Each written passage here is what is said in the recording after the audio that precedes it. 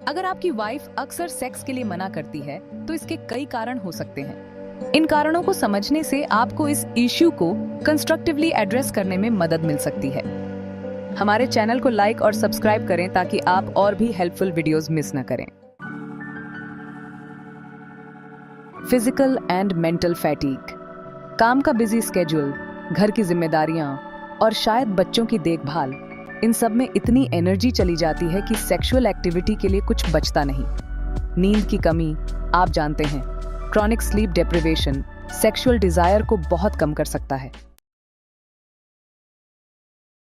Stress and anxiety, काम का stress, high pressure jobs या काम से जुड़ा तनाव लिबिडो को कम कर सकता है। फाइनेंशियल वरीज या फैमिली प्रॉब्लम्स जैसे पर्सनल इश्यूज भी सेक्सुअल डिजायर को प्रभावित कर सकते हैं। Health issues, hormonal imbalances, chronic illnesses और दर्द जैसी शारीरिक स्वास्थ्य स्थितियां सेक्सुअल डिजायर और परफॉर्मेंस को प्रभावित कर सकती हैं। डिप्रेशन, एंजाइटी और दूसरे मेंटल हेल्थ चैलेंजेस सेक्स में रुचि को कम कर सकते हैं। इमोशनल डिस्कनेक्शन, रिश्तों में एक बहुत बड़ी रुकावट हो सकती है। जब इमोशनल इंटीमेसी की कमी होती है तो अक्सर सेक्सुअल डिजायर में कमी आ जाती है। अनसुलझे कॉन्फ्लिक्ट्स या इमोशनल डिस्टेंस पार्टनर्स के बीच एक दूरी बना सकते हैं, और अगर एक पार्टनर खुद को अनअप्रिशिएटेड या नेग्लेक्टेड महसूस करता है तो हो सकता है कि उनका इंटीमेसी में मन न लगे। एक हेल्थी कनेक्शन बनाए रखने के लिए इन इमोशनल गैप्स को दूर करना बहुत जरूरी है। एक फुलफिलिंग सेक्सुअल रिलेशनशिप को बनाए रखने में रिलेशनशिप डायनामिक्स एक महत्वपूर्ण भूमिका निभाती है। खराब कम्युनिकेशन, खासकर सेक्सुअल नीड्स और प्रेफरेंसेस के बारे में, मिसअंडरस्टैंडिंग्स और डिससैटिस्फैक्शन का कारण बन सकता है। ओपन और ऑनेस्ट कॉन्वर्सेशंस होना बहुत जरूरी है। इसके अलावा रूटीन और बोर्डम भी रिश्ते में आ सकते हैं, जिससे सेक्स लाइफ नीरस लगने लगती है। वैरायटी या एक्साइटमेंट के बिना पार्टनर्स की रुचि कम हो सकती है। चीजों को फ्रेश और एंगेजिंग रखना बहुत जरूरी है। सेल्फ परसेप्शन और बॉडी इमेज सेक्सुअल डिजायर और कंफर्ट को बहुत प्रभावित करते हैं। नेगेटिव बॉडी इमेज या सेल्फ एस्टीम इश्यूज की वजह से व्यक्ति अनकंफर्टेबल महसूस कर सकता है, जिससे उनकी सेक्सुअल एक्टिविटी की इच्छा प्रभावित होती है। खुद को इनसिक्योर या अनअट्रैक्टिव महसूस करने से अक्सर सेक्स में हिस्सा लेने की अनिच्छा होती है। सेल्फ कॉन्फिडेंस बढ़ाने और बॉडी इमेज की चिंताओं को दूर करने से रिश्ते में इंटीमेसी और कनेक्शन को बेहतर बनाने में मदद मिल सकती है। पास्ट एक्सपीरियंसेस, खासकर वो जो ट्रॉमेटिक होती हैं, इंटीमेसी के प्रति व्यक्ति के नजरिए को बहुत गहराई से प्रभावित कर सकती है।